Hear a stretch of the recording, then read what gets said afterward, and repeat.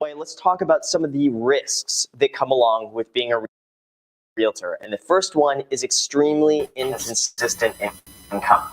I've had months where I've made over $150,000 in 1 month. I have many months where I make close to $100,000 a month. I have other months where I make zero for month after month after month. Sometimes I can go many months without really earning much.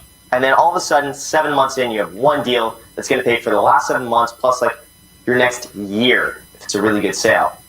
So keep in mind, the income is extremely inconsistent, and you have to be able to weather this. It's not for everybody. It's very easy to go broke in real estate. If you go 6 months without earning a commission, you have nothing saved up, and then all of a sudden, you need money. It's not the place you want to be. Just keep in mind the income is extremely inconsistent, and you're going to have accordingly. The next thing is that the income you're going to make is extremely variable. There are some months you can make nothing, other months you can make $50,000, $100,000, or more in 1 month.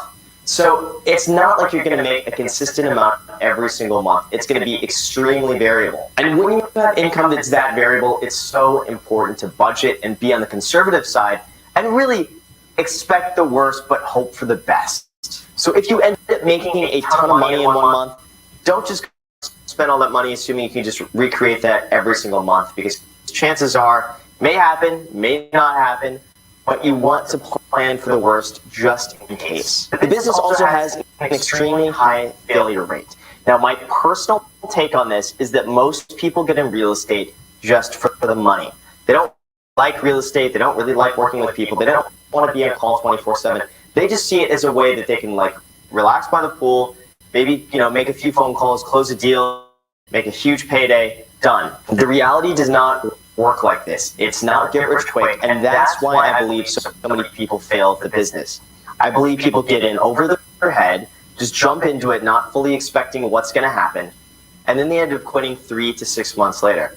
But I do think it's important to note that there is a huge failure rate in this business, and I would say most agents probably drop off in the first 6 months to a year.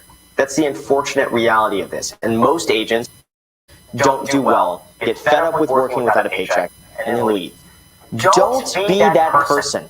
Go into this expecting that it's going to be a long-term career, and do not get discouraged if you go 6 months to a year without earning a paycheck, because that means that you're one step closer to starting to make money. And also because the high failure rate, it does require sometimes that you work around the clock. And when I first started selling real estate, I didn't care when a client wanted to see a home. If they wanted to see a home at 10 p.m. on a Saturday night, I was there. They wanted to see another home at 7 a.m. on Sunday, I was there. I would pick up phone calls 8 hours of the day. I'd respond to emails 24/7. I was on it.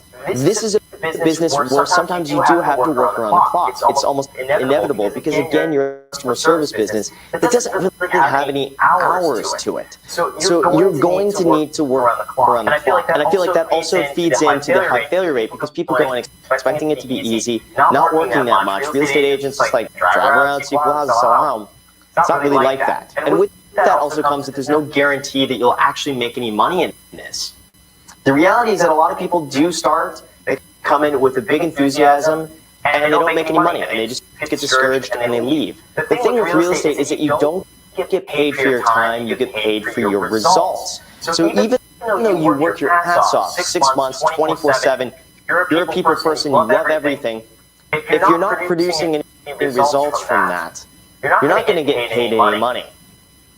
And that's the reality of it, is that you get paid on your results. So if you're not getting results, you have to look at what you're doing and then improve on that and constantly tweak things until you find the formula that works best with you. In real estate, too, there's also a lot of liability for misrepresentation. You have to be extremely careful about what you say, what you put in writing, and not to misrepresent anything. You need to have a fiduciary duty to your clients at all times to make sure they're best taken care of. You cannot hide any material facts from them. You cannot say the wrong thing. You can't just guess and say, oh yeah, you could build that pool, when you don't really know for sure.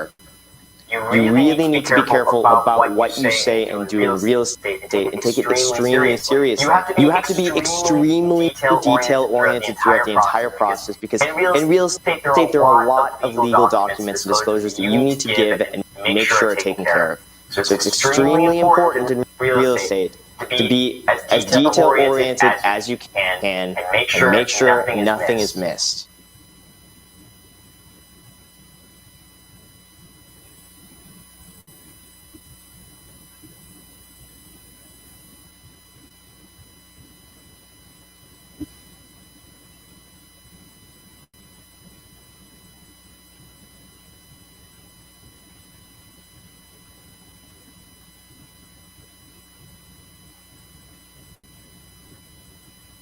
Thank you for watching.